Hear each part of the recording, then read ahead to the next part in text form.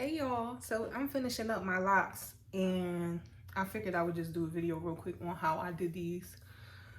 I like the butterfly locks, but I don't like how shiny they look because I just feel like natural locks are not like super shiny like that.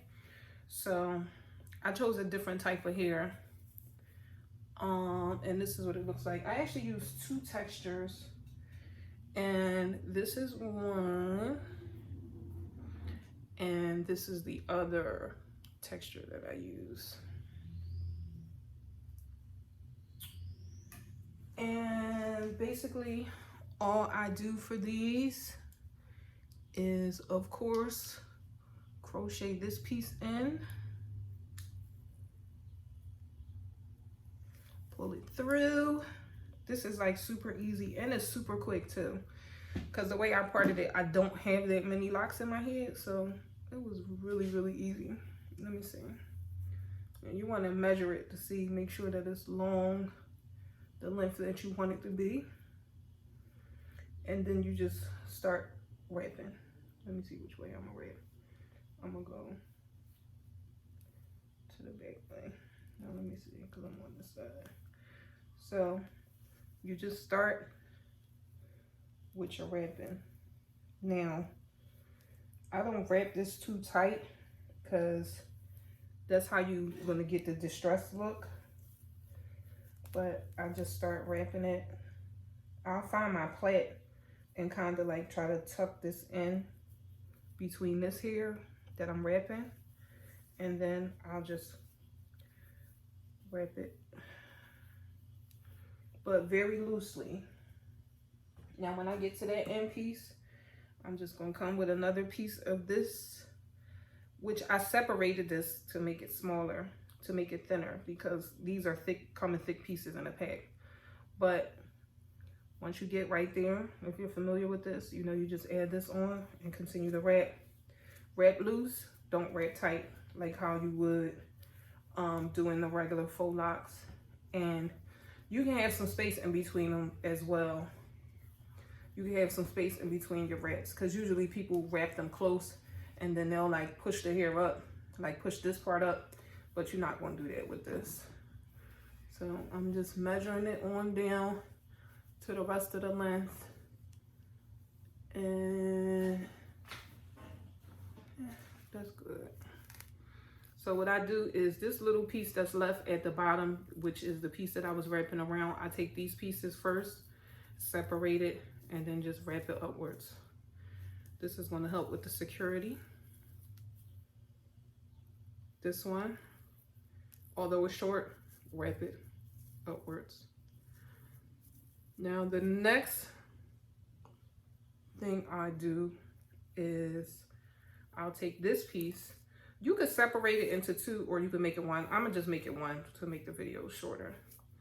But I'll just take this, start wrapping it upwards. Okay.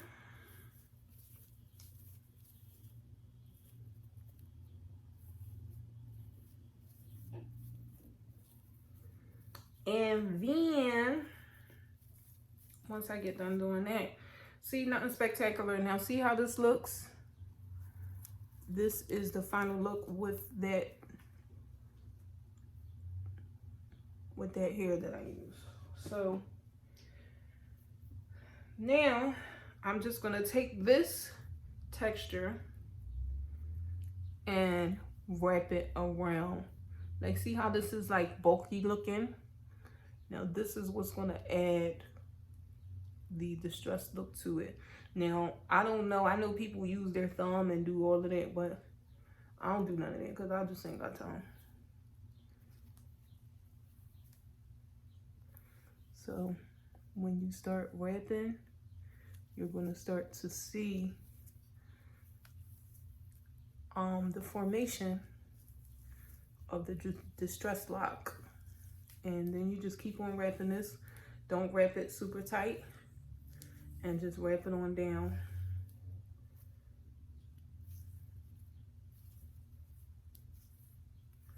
But this is like super easy.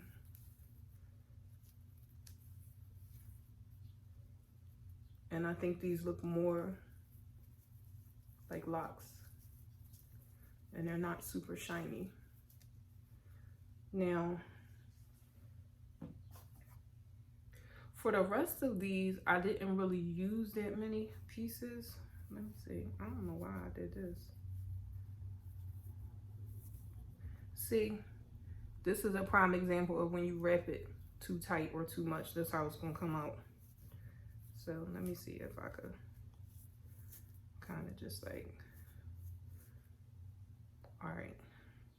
Plus the hair ended right there too, kind of. So I'm just gonna come in with another piece and continue to wrap it the rest of the way down.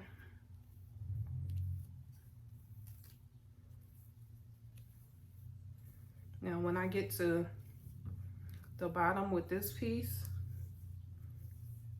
I'll just take it back up. So see how it looks now?